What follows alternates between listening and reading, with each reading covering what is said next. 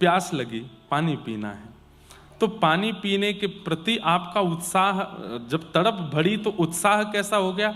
अब आपका नियम है कि आप कोसा पानी पीते हैं तो ही प्यास बुझती है, कई लोग ठंडा पानी पीते हैं तो ही प्यास बुझती है, कई सामान्य पीते हैं तो ही प्यास बुझती है, कई लोग इलायची डाल के पीते हैं, कई लोग केसर डाल के पीते हैं, कई चांदी के पात्र में पीते हैं, कई डिस्पोजल में पीते, सबकी अपनी अपनी रुचि। पर जब उत्साह बढ़ जाता है तो पानी चाहिए चाहे जैसे मिले।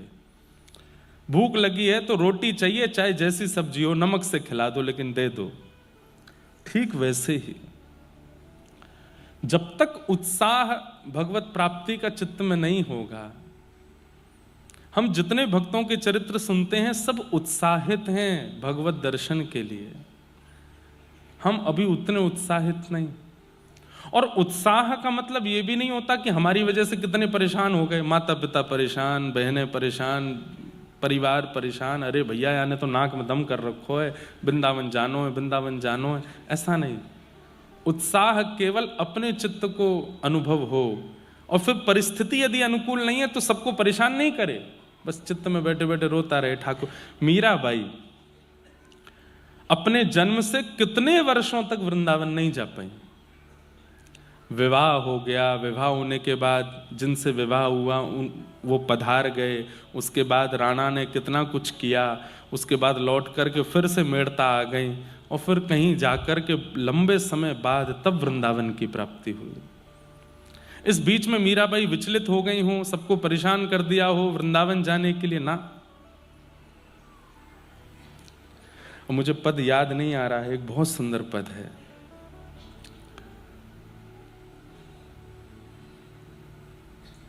मीराबाई जो वृंदावन जाने वाले होते थे उनको प्रणाम करती थी, और प्रणाम करते हुए कहती थी कि बस उस रज को प्रणाम कर लेना, उस भूमि को प्रणाम कर लेना, उस दिशा को प्रणाम कर लेना जिस दिशा में वृंदावन है। प्रतीक्षा की है।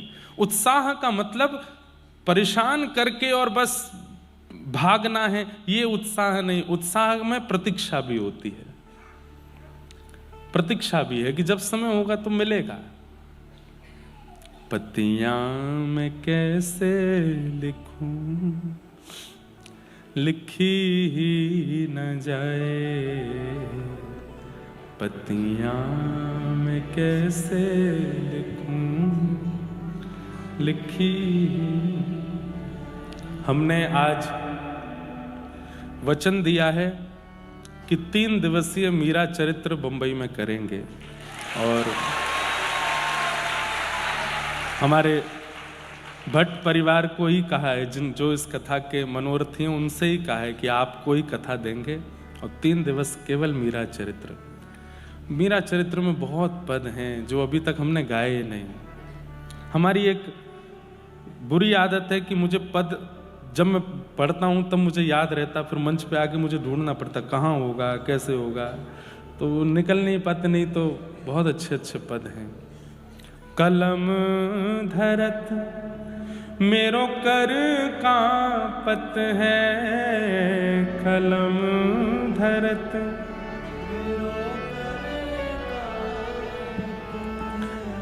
कलम धरत मेरो कर कांपत है, कलम धरत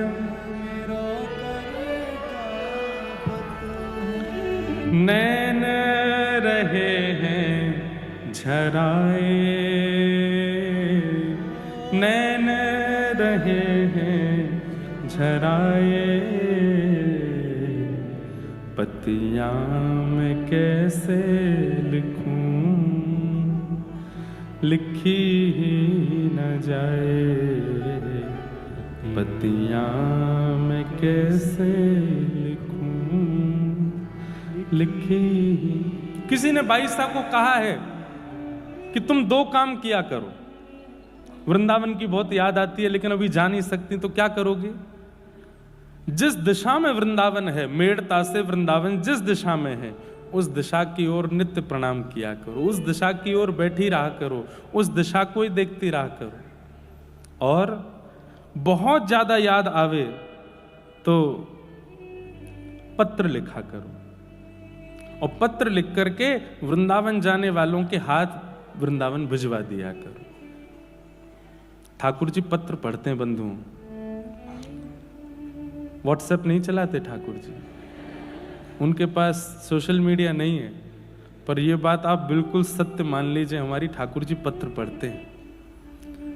आपके मन के भाव, आपके मन की इच्छा जो हो लिखिए, रात्रि में सोने से पहले अपने ठाकुर जी के पास रख दो, घर के ठाकुर जी को ही पढ़ाओ। और इच्छा है कि नहीं धाम के ठाकुर जी को भेजना है, वैसे तो भेद नहीं मानना चाहिए, अपने लाला धाम के लाला एक ही हैं, और धाम के लाला ही हमारे संग बैठे हैं, पर धाम की भी तो याद आती कभी कभी, तो क्या करें। कोई धाम जा रहा हो, मिल जाए तो अच्छा, नहीं मिले तो अपने घर के ठाकुर जी को रात्रि पत्र दे दो, जिद शिकायत करके नहीं, बस दर दो चुपचाप, बोले आप पढ़ लेना। पत्र की अवधि को 24 घंटे होने दीजिएगा, कोई संकेत ठाकुर जी ही दे देंगे, कोई संकेत ठाकुर जी से ही मिलेगा।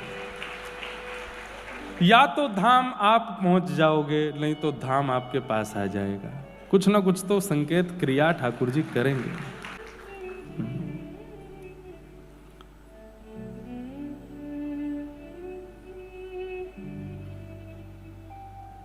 ऐसे मीराबाई, मीरा के प्रभु गिरधर नागर, मीरा के प्रभु गिरधर नागर, चरण कमल रखाए हो, चरण कमल रखाए, पतियाँ मैं कैसे लिखूं, लिखी ही न जाए, पतियाँ मैं कैसे लिखूं। बात कहूँ तो कहत न आवे, बात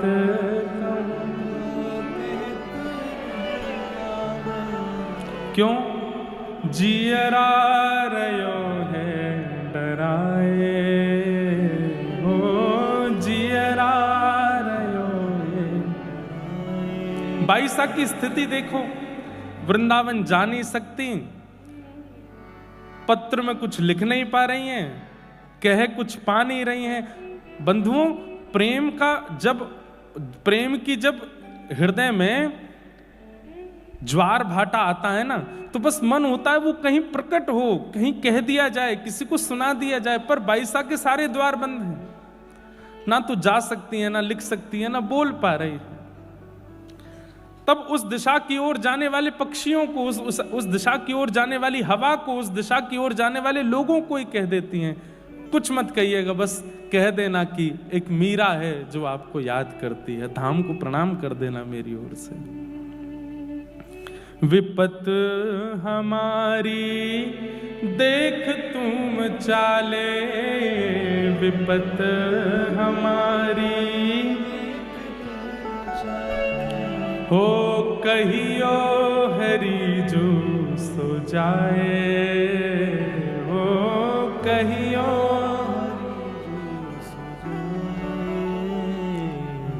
पत्तियां मैं कैसे लिखूं, लिखी ही न जाए, पत्तियां मैं कैसे लिखूं, लिखी। मेरी अवस्था तो देख ली है आपने, बस हरि को जाके बता देना कि मेरी अवस्था क्या है, मेरी स्थिति क्या है। उत्साह में व्याकुल नहीं होता व्यक्ति की, जिद हो गई बस सब छोड़ छाड़ भागूं मैं, नहीं, प्रतीक्षा भी होती है। और प्रतीक्षा जिसके चित्त में नहीं है, धैर्य जिसके चित्त में नहीं है, वो प्रेमी नहीं है। प्रेमी तो प्रतीक्षा करता है, प्रेमी तो धैर्यवान होता है, प्रेमी का स्वभाव शांत होता है, चिल्लाता नहीं है, प्रेमी धीमे रहता है। उसका मुखमंडल, उसके नेत्र, उसकी वाणी, उसके शब्द इतने गंभीर होते हैं कि सामने वाला व्यक्ति विचलित नहीं होता उसकी बातों से या भावों से। ये प्रेम का स्वरूप है। आपका उद्देश्य कथा सुनने के पीछे, भक्ति मार्ग के पीछे क्या है मुझे नहीं पता, पर मेरा उद्देश्य स्पष्ट है। हम ठाकुर जी से ना कुछ मांग रहे हैं, ना ठाकुर जी को मांग रहे हैं, हम खुद को देते हैं और बस प्रेमी बनकर के दे रहे हैं। और उसके लिए जो संभव होगा सब करेंगे कि हम ठाकुर जी को भा जाएं, बस वो हमको प्रेमी मान करके स्वीकार कर लें। कथा सुनने वालों से भी हमारी यही प्रार्थना, इसी भाव में रहो। जीवन में दुख आवे, दारिद्र आवे, कष्ट आवे, विपत्ति आवे, संकट आवे, सुख आवे, सब परिस्थितियों को प्रसाद मान के स्वीकार करो, पर अपना उद्देश्य मत भूलो। उद्देश्य क्या है, उस उद्देश्य पर अटल रहो। ये सब तो संसार का स्वरूप है। ये हम एक बात कहते हैं, संसार क्या है? दुखालयम शाश्वतम। ये दुखालय है। जैसे पुस्तकालय होता है, भोजनालय होता है, कार्यालय होता है, संसार का नाम दुखालय है। यहां पर दुख ही मिलना है। पर वो दुख, संसार अपना काम कर रहा है, आपको दुख देने का, सुख देने का, पीड़ा देने का, आनंद देने का, उसको करने दो जो कर रहा है संसार। आप अपना उद्देश्य मत भूलो। आपका उद्देश्य क्या है? हरि चरणार विंदों की प्राप्ति, और उसके लिए आप लगे रहो। ये संसार तो रोकेगा आपको, टोकेगा आपको, आप मत रुको। कल हम लोगों ने श्रीमद् भागवत जी के प्रथम स्कंद का श्रवण किया, आज महात्म का श्रवण किया। आज प्रथम स्कंद से कथा का प्रारंभ करते हैं। एक बात और कह दूं बंधुओं, आप लोग इतनी संख्या में आए हैं, आ रहे हैं, बहुत अच्छा है। निश्चित ही आप सबके चित्त में कई जिज्ञासाएं भी होंगी, भक्ति संबंधी होगी, अपनी सेवा के संबंधी होगी, तो वो जिज्ञासा का समाधान भी होना चाहिए। तो आप अपनी जिज्ञासाएं लिख करके मंच पर पंडित जी को पहुंचवा दिया कीजिए। ऐसे कथा के बीच में नहीं, लिख करके, है जिज्ञासा है, हाँ तो पहुंचवा दो। तो हम कथा में जब आएंगे उस समय आपकी सबकी जिज्ञासाएं देख लिया करेंगे, जिसकी अनुकूल लगेगी और जिसकी जिज्ञासा में ऐसा होगा कि इतने लोगों को उत्तर मिलेगा, उसकी जिज्ञासा हम बोल दिया करेंगे। तो आप लोग अपने प्रश्न कर लिया कीजिए। ये अवसर मिला है, इसको जाने मत दीजिए। अब कहीं पता चली कल 6000 जिज्ञासा आ गई, एक ने भी नहीं छोड़ा, फिर क्या करूंगा मैं? तो ऐसे भी नहीं। एक इसके दो रूप समझिएगा। कोई प्रश्न बहुत दिनों से सता रहा है और होना चाहिए आध्यात्मिक, व्यवहारिक नहीं, संसारिक नहीं, आध्यात्मिक। बहुत दिनों से सता रहा है, मन में आ रहा है कि इसके समाधान से मेरी भक्ति में वर्धन होगा, मुझे कुछ नॉलेज प्राप्त हो, ऐसे प्रश्न भी मत कीजिए। वो जितना आपको यहाँ प्राप्त हो रहा है, जितना आपको संत जन महापुरुषों की कथा में मिल रहा है, उतना ही लीजिए। उससे अधिक की आवश्यकता के लिए, नॉलेज के लिए कोई प्रश्न मत कीजिएगा। प्रश्न वो करना जिससे भक्ति में वर्धन हो, आप अपनी भक्ति में और आगे बढ़ सको। ऐसे प्रश्न जिज्ञासा के रूप में करो। हमको प्राप्त होगा तो हम उसका फिर उत्तर, समाधान अपनी यथामति जो बुद्धि में होगा उससे कर दिया करेंगे, ताकि आप लोगों को ज़्यादा विचलनता ना हो। और दूसरा रूप क्या है?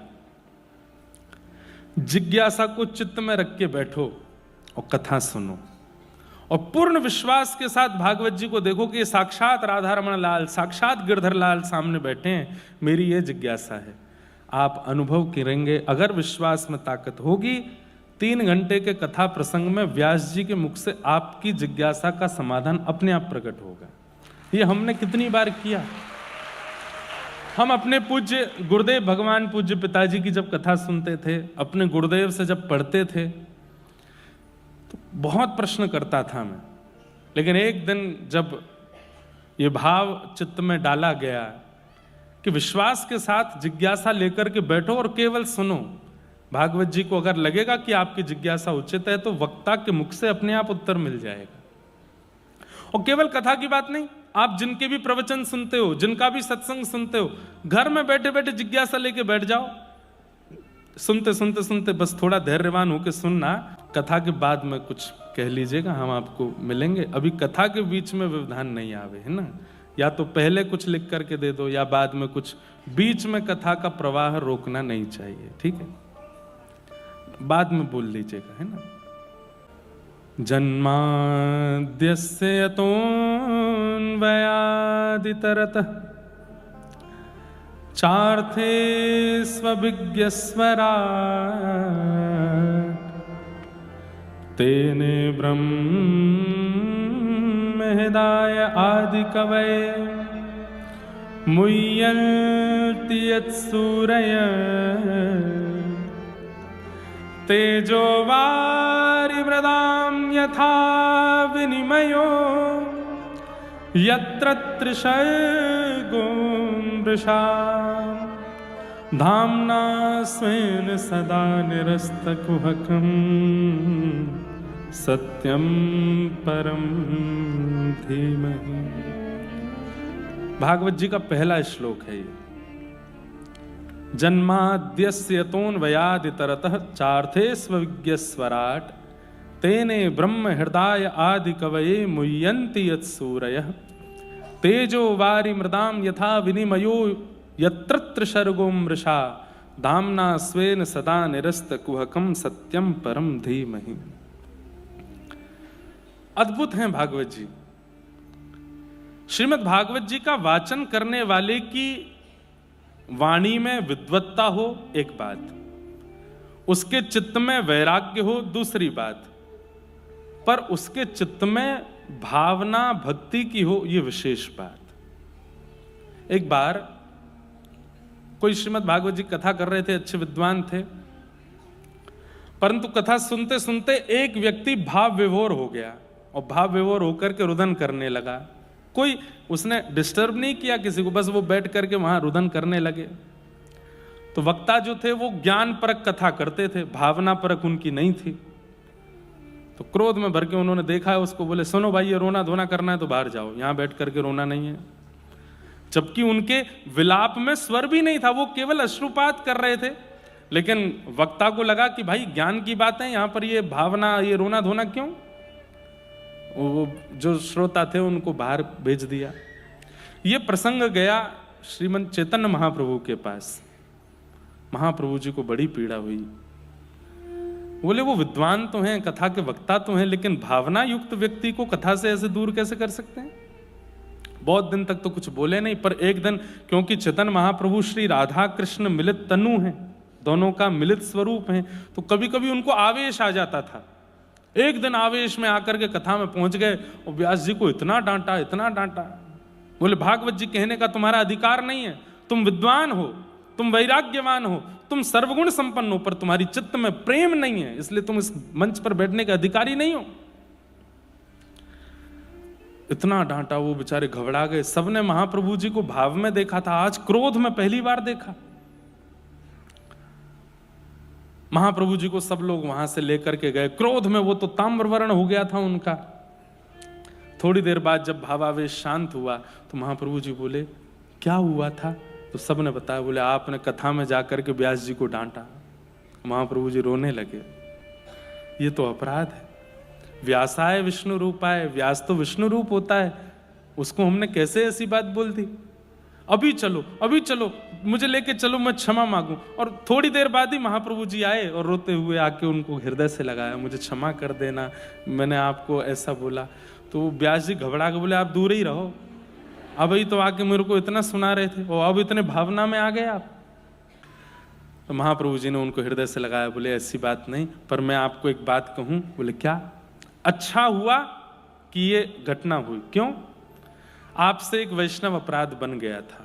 आपने कथा में एक श्रोता को रोते विलखते देख उनको कथा से दूर किया, जबकि उनकी कथा से किसी को दिक्कत नहीं हो रही थी सुनने से। एक होता है कई श्रोता ऐसे हो जाते हैं कि वो महाराज भावना तो क्या ही आसपास के लोगों को सुनने भी नहीं देते। कई बार कई जगह कथा होती है, वहां पे देवी देवता भी आ जाते हैं लोगों में, वो इधर उधर वालों पे बाल बाल छिड़कते हैं, गिरते हैं इधर उधर, ऐसा होता है। ऐसा नहीं। भावना, एक बात और कहूं, संसार के लिए जब विलाप होता है ना तो व्यक्ति बेचैन होता है, पर ठाकुर जी के लिए जब विलाप करता है ना तो वो स्थिर हो जाता है। उसका शरीर फड़केगा नहीं, फिर वो स्थिर रहेगा। नेत्रों में अश्रु होंगे पर मुख से स्वर नहीं होगा। महाप्रभु जी ने समझाया कि तुम्हारा वो दोष दूर हो गया मेरे रोष करने से, अब आप चिंता मत करो, पर अब हमारी आज्ञा प्रेम से स्वीकार करो। कथा में प्रेम चित्त में धारण करो, भक्ति चित्त में धारण करो, भावना से कथा कहा करो। श्रीमद् भागवत प्रेम का विषय है। कथा सुनने के बाद यदि आपके चित्त में प्रेम प्रकट नहीं हुआ, आप अब भी दोष देखते हैं, अब भी दूसरों के अंदर आपको कमियां दिखाई देती हैं, अब भी ईर्ष्यावान आप बने हुए हैं, तो आपने कथा नहीं सुनी है। कथा सुनने का प्रमाण क्या है? आपके चित्त में प्रेम प्रकट हो जाए। कथा सुनने का प्रमाण क्या है? अब आपके शब्द घट जाएं। पहले बहुत बोलते थे, अब कम बोलते हैं, थोड़ा बोलते हैं, अल्प बोलते हैं, शांत रहने की इच्छा होती है। कथा सुनने का अभिप्राय क्या है? ये सब चित्त में प्रकट होना, सहजता, सरलता, दीनता, निर्मलता, ये सब आपके चित्त में, अगर कथा अनेक सत्संग श्रवण करने के बाद भी ये परिवर्तन आपके चित्त में नहीं आया, तो फिर क्या कथा सुनी आपने? जीवे दया नामे रुचि, महाप्रभु जी कहते हैं जीव के प्रति दया और नाम के प्रति रुचि ये बननी चाहिए। कथा सुनने वाला, सत्संग निरंतर करने वाला व्यक्ति ऐसा ही हो जाता है, धैर्यवान, दीनवान, थोड़ा अल्प शब्दावली का प्रयोग करने वाला, परिस्थिति कैसी भी हो एक रस रहने वाला, ज्यादा विचलित ना होने वाला। ये कथा सुनने वाले का स्वरूप होता है। लेकिन खूब कथाएं सुनी, खूब प्रवचन किया, फिर भी दोष नहीं गया, दूसरे के प्रति ईर्ष्या की भावना नहीं गई, क्रोध में कटौती नहीं हुई, शब्दावली घटी तो नहीं और बढ़ गई। कई लोगों में ऐसा होता है, कथा बहुत सुनने से उनके अंदर भी इच्छा हो जाती है हम भी कथा करें। अब हमने बहुत सुन लिया, अब हम सबको सुनाएं। हमने बहुत सुना, अब हमारी सुनो, अब हम क्या कह रहे हैं। कई लोगों में ऐसी इच्छा हो जाती, नहीं, कथा सुनने के बाद तो मौन की इच्छा हो, एकांत की इच्छा हो, धैर्य की इच्छा हो, ये कथा सुनने का फल है। और बंधुओं, ये सारे परिवर्तन 7 दिन बाद होंगे नहीं, जैसे जैसे कथा चलेगी वैसे वैसे होते रहेंगे, एक एक घंटे में परिवर्तन होता रहेगा। और मैंने कल भी कहा, मैं आज भी कहूं, परिवर्तन हो रहा है, मानो ठाकुर जी की दृष्टि है। लेकिन पूरी कथा होके चली गई, वैसे के वैसे ही रहे, तो अभी जाओ पंडरीनाथ भगवान को प्रणाम करो, आपकी दृष्टि नहीं हम पे, इतना सब कुछ हुआ फिर भी परिवर्तन नहीं हुआ। कई बार औषधि दी जाती है लेकिन फिर भी पेशेंट ठीक नहीं होता। क्यों? क्योंकि डॉक्टर सीरियसली नहीं ले रहा उसको। जो नॉर्मल बुखार वालों को दवाई देनी चाहिए वही दे देता है, जो नॉर्मल ड्रिप चढ़नी चाहिए वही कर देता है। जब डॉक्टर सीरियसली ले लेता है ना, पेशेंट को ध्यान देने लगता है, तो 1-2 औषधि में ही ठीक हो जाता है। ऐसे ही हम सब पेशेंट हैं, ठाकुर जी डॉक्टर हैं, और ठाकुर जी जब हमको सीरियसली नहीं लेते तो कितने भी डोज कथा के मिल जाए कोई फर्क नहीं पड़ता। लेकिन जब ठाकुर जी हमको सीरियसली लेते हैं तो 1 मिनट 1 घंटा की कथा भी परिवर्तन कर देती है। एक प्रसंग भी आपके चित्त को झकझोर सकता है। परिवर्तन आना चाहिए, बदलाव आना चाहिए। श्रीमद् भागवत के प्रथम श्लोक में भगवान के सत्य स्वरूप को वंदन किया, सत्यम परम धीमहि। मैं परम सत्य को वंदन करता हूं। ठाकुर जी परम सत्य हैं, सब सत्य का प्रमाण देते हैं, पर ठाकुर जी परम सत्य स्वरूप से ही हैं, उन्हें प्रमाण की आवश्यकता नहीं। जब मैं नहीं था तब भी भागवत जी थी, आज मैं हूं तो भी भागवत जी हैं, मैं नहीं रहूंगा तब भी भागवत जी रहेंगी। आप नहीं थे तब भी ये संसार भूगोल था, खगोल था, आप हैं तो भी है, आप नहीं रहोगे तो भी रहेगा। जिसकी सत्ता त्रिकालाबाधित है, हमेशा है, वही सत्य है और वो परमात्मा है। उनकी सत्ता सदा है। आपके होने ना होने से, उनके होने ना होने पर कोई असर नहीं होगा, इसलिए वो सत्य हैं। ऐसे परम सत्य को हम प्रणाम करते हैं। और एक और बात कहें, भगवान सत्य हैं, भगवान का नाम परम सत्य है, नाम परम सत्य है।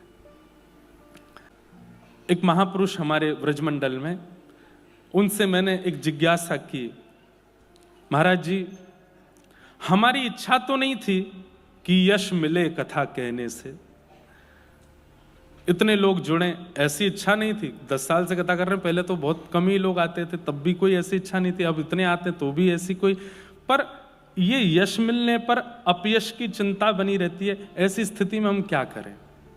तो महाराज जी ने बहुत अच्छी बात कही, बोले इस जन्म की इच्छा नहीं होगी, पूर्व जन्म की इच्छा रही होगी कि मुझे बहुत लोग मुझसे जुड़ जाएं, तो वो पूर्व जन्म की इच्छा इस जन्म में पूरी हो रही। दूसरी बात, यश मिले, अपयश मिले या फिर किसी भी प्रकार की स्थिति हो, ये आपके मन को विचलित तब करती है जब आपके जीवन में नाम नहीं होता। आप जब नाम आश्रित हो जाते हैं, ठाकुर जी का नाम लेने लगते हैं, तो फिर आपत्ति विपत्ति क्या कर रही है इससे असर नहीं होता। और इतनी अच्छी बात बताई, ध्यान से सुनिएगा, जैसे कोई व्यक्ति आपको गाली दे दे, कोई व्यक्ति आपको अपशब्द बोल दे, तुरंत आपका रिएक्शन आता है। चलो आपने कुछ बोला भी नहीं तो आप उसकी तरफ देखते तो हैं, आप थोड़े क्रोध में तो भर जाते हैं, आपकी नसों में थोड़ी गर्म खून का प्रवाह तो हो जाता है, आपकी भ्रुकुटी माथे की थोड़ी सी टेढ़ी तो हो जाती है, भले ही आपने कुछ बोला नहीं पर थोड़ा असर तो हुआ। कितनी अच्छी बात वो महापुरुष कहते हैं कि जब किसी की गाली देने पर एक क्षण का असर होता है, ऐसे नाम सुनते ही असर होने लग जाए, तब समझो कि नाम की कृपा है। मैंने कहा श्री राधा और आप पे कुछ नहीं हुआ, आपने सामान्य सुना, तो अभी नाम की कृपा नहीं। लेकिन जैसे ही कहा गया श्री राधा रमण, श्री राधा वल्लभ, राम कृष्ण हरि, और सुनते ही नेत्र बंद हो गए, रोंगटे खड़े होने लगे, शरीर में एक आनंद की लहर दौड़ने लगी। समझो अब नाम आया है जीवन में। अपशब्द सुनकर के, अपयश सुनकर के, लोगों की अनर्गल बातें सुनकर के आपका चित्त विचलित होता है, नाम सुनकर के प्रसन्न क्यों नहीं हुआ? हमारे ब्रज में ऐसे ऐसे महापुरुष हुए हैं, मैं स्मरण कर लूं आज, परम पूजनीय प्रातः स्मरणीय अभी श्री जी के निकुंज में विराजमान हैं श्री चंद्रशेखर बाबा। बहुत अंतरंग रूप से जिन्होंने ब्रज का सेवन किया होगा, उन्होंने उनका दर्शन किया होगा। आजकल के बालकों ने तो किए भी नहीं होंगे। नाम के प्रति ऐसी रुचि कि जब कोई नाम गाता था ना, हरे कृष्ण कृष्ण कृष्ण हरे हरे, हरे राम राम राम हरे हरे, तो बैठे बैठे बाबा के नेत्रों से अश्रु नहीं, पिचकारी चलती थी अश्रुओं की। कहते थे कि अश्रु यहां से निकलते सामने गिरते थे। बोले ऐसा कभी देखा नहीं गया। जो स्थिति महाप्रभु चैतन्य महाप्रभु की होती, वो बाबा की स्थिति। कोई माइक पर कीर्तन कर रहा है, अब माइक पे बोल रहे हैं हरे कृष्ण कृष्ण कृष्ण हरे हरे, तो बोला गया यहां, लेकिन आवाज आ रही है उधर माइक में से, और कोई व्यक्ति निकलता था तो उसको रोक देते, अभी रुक जा, देखो वहां नाम चल रहा है, उसको लांघो मत, नीचे होके जाओ, ऐसे बैठ के जाओ। इतना नाम के प्रति रुचि। हम लोगों की स्थिति बताती है कि हमारे चित्त में क्या है। किसी का अपशब्द हमको विचलित कर देता है, पर नाम हमको प्रसन्न नहीं करता। इससे पता चलता है कि हमारी स्थिति क्या है। स्थिति ऐसी बना लेनी है कि आप मुंबई में रहते हैं, बड़ी बड़ी बिल्डिंग्स हैं यहां पर, और कहीं से आपको नाम सुनाई दे जाए तो आपसे भोजन ना बन पाए, तब समझो नाम की कृपा है आपके ऊपर, नाम आपके भीतर विराजमान है। पुरानी बात है लेकिन कह देता हूं, कांदीवली में हमारी कथा होती थी, 2-3 साल हुई लगातार। तो वहाँ हम ऐसे फ्लैटों में, जैसे यहाँ तो सब घर तो होते ही कम है, यहाँ तो फ्लैट में ही रहते हैं सब लोग, फ्लैट में रुके थे। तो हमारे सब मित्रगण, सब हमारे ब्राह्मण देवता और हमारे कुछ संगीतज्ञ भी थे साथ में। कथा के बाद रात्रि में आए, मन नहीं लग रहा था भोजन प्रसाद करके, क्या करें, तो हमने कि लाओ ढोलक वोलक निकालो, थोड़ा नाम करते हैं।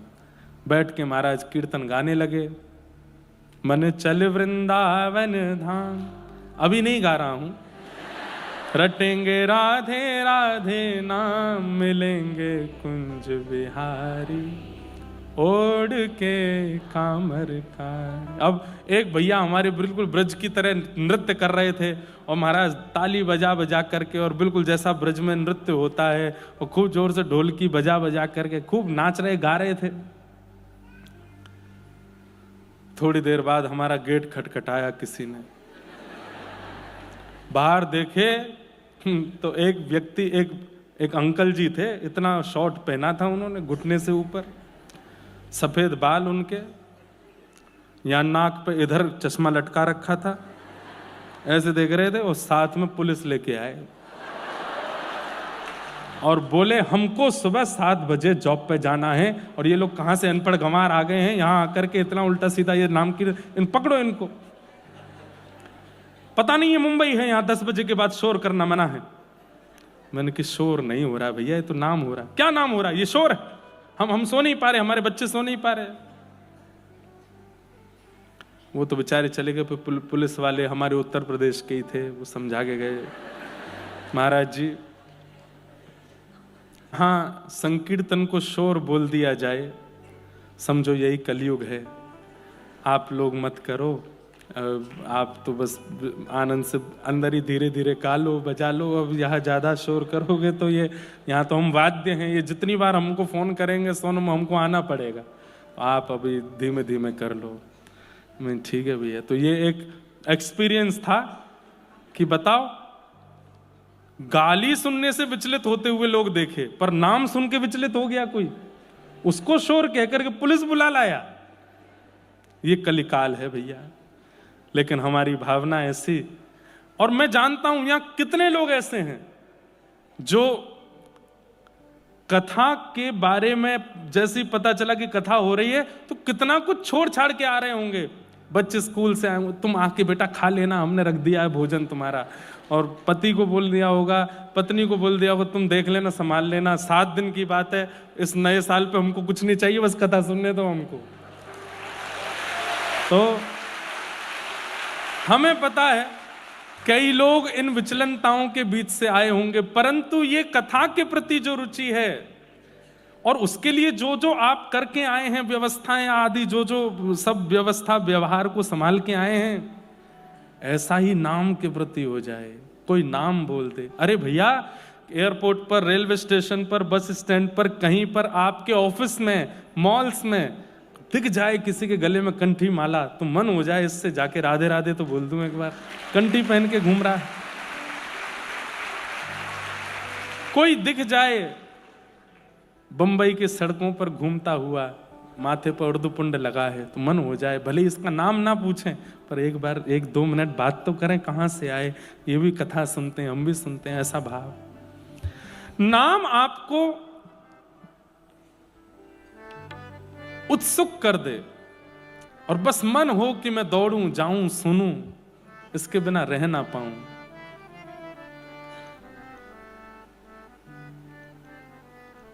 अब ये बजा देते हैं तो मेरा गाने का मन होता है। कोई पीवे, कोई पीवे, कोई पीवे, कोई पीवे, ओ कोई पीवे, कोई पीवे, कोई पीवे, कोई पीवे, हाँ कोई पीवे संत सुजान नाम रस मीठा रे, नाम रस मीठा, कृष्ण रस मीठा रे, कृष्ण रस मीठा।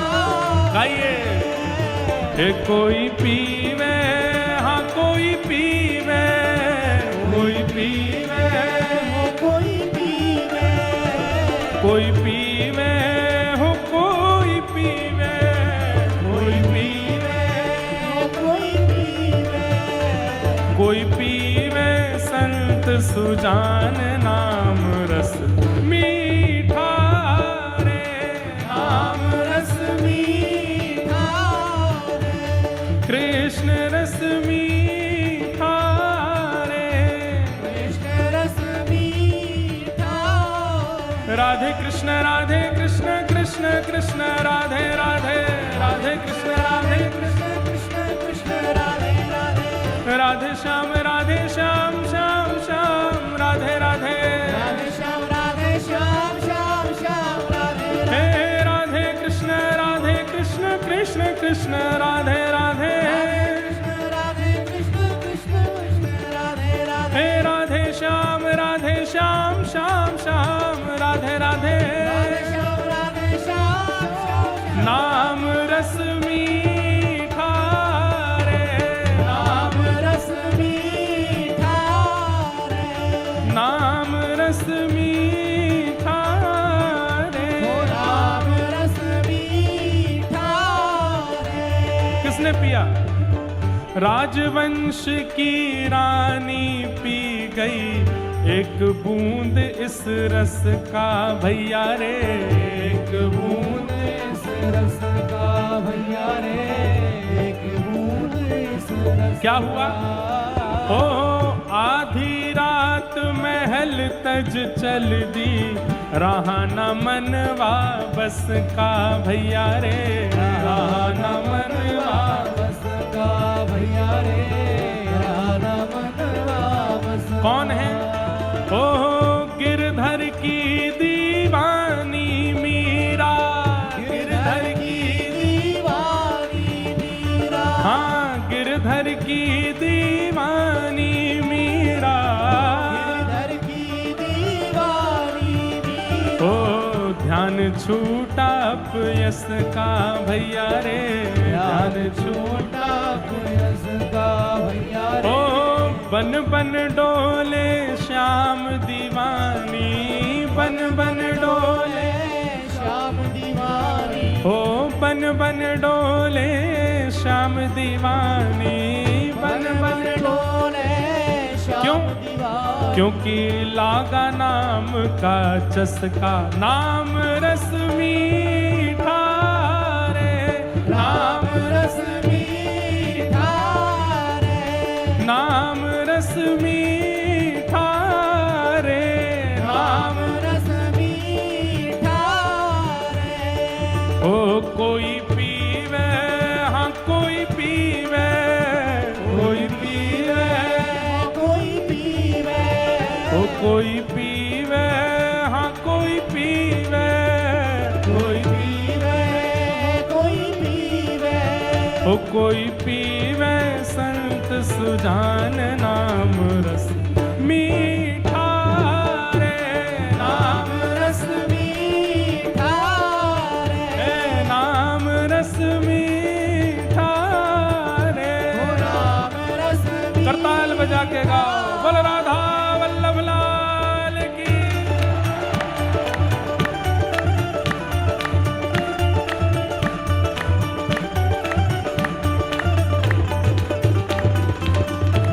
प्यारे गिरधर गोपाल की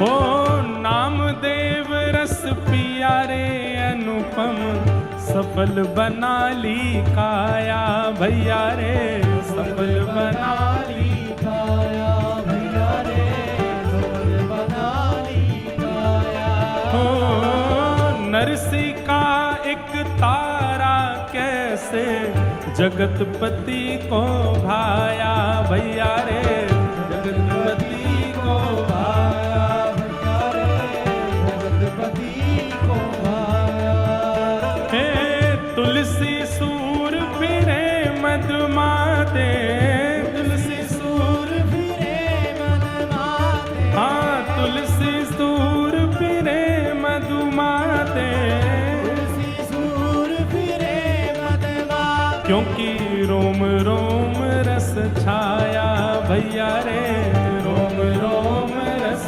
आया भैया रे भर भर पी गई व्रज की गोपी भर भर पी गई ब्रज की गोपी भर भर पी गई व्रज की गोपी भर भर पी गई ब्रज की गोपी तब सुंदर तम पिय पाया नाम रस नाम रस मीठा रे, नाम रस मीठा, हे कृष्ण रस मीठा रे, कृष्ण रस मीठा। आइए ओ कोई पीवे, हाँ कोई पीवे, कोई पीवे, कोई पीवे, ओ कोई पीवे, हाँ कोई पीवे, कोई पीवे, कोई पीवे, ओ कोई पीवे संत सुजान नाम रस मीठा रे, नाम रस मीठा, हे कृष्ण रस मीठा रे, कृष्ण रस मीठा। राधे कृष्ण कृष्ण कृष्ण राधे राधे, राधे कृष्ण कृष्ण कृष्ण राधे राधे, हे राधे श्याम श्याम श्याम राधे राधे, श्याम श्याम श्याम राधे राधे, हे राधे कृष्ण कृष्ण कृष्ण राधे राधे, राधे कृष्ण कृष्ण राधे राधे, हे राधे श्याम श्याम श्याम राधे राधे, श्याम श्याम नाम रस मीठा रे, नाम रस मीठा, नाम रस मीठा रे, रस मीठा। और ओ ऐसा पी गया संत कबीरा, मन हरि पाछे डोले भैया रे, मन हरि पाछे डोले, भैया रे मन हरि पाछे डोले, ओ कृष्ण कृष्ण जय कृष्ण कृष्ण यहाँ नस नस पार्थ की बोले भैया रे, नस नस पार्थ की बोले भैया रे, बात की बोले, ओ चाक हरी रस मगन नाचते, चाक हरी रस, चाक हरी रस मगन नाचते,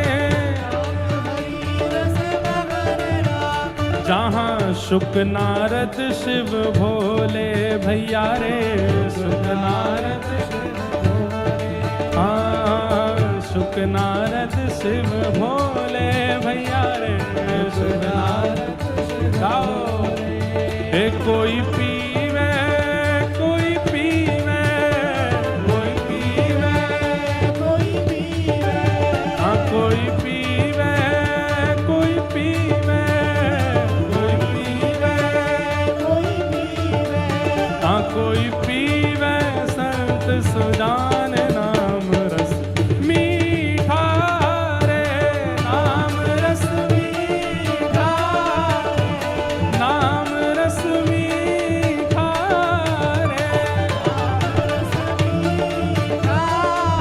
मैया तेरे पाँव पड़ूं एक बार हरि बोल, मैया तेरे पाँव पड़ूं, एक बार हरि बोल, हे भैया तेरे पाँव पड़ूं एक बार हरि बोल। तेरे पाँव पड़ूं एक बार हरि बोल।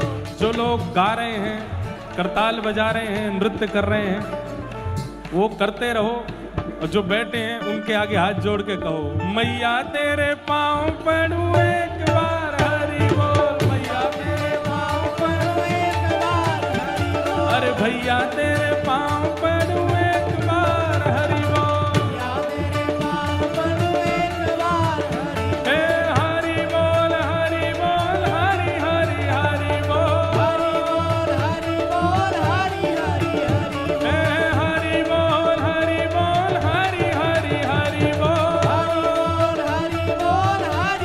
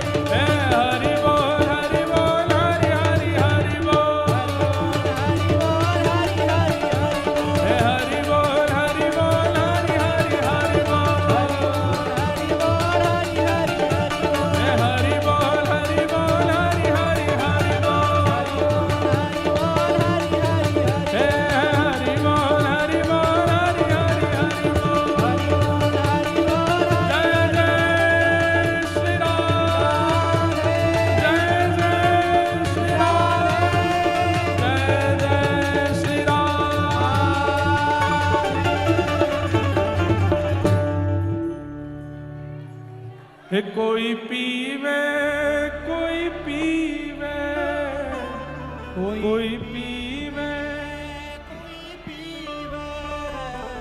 कोई पीवे संत सुजान नाम रस मीठा रे नाम रस मीठा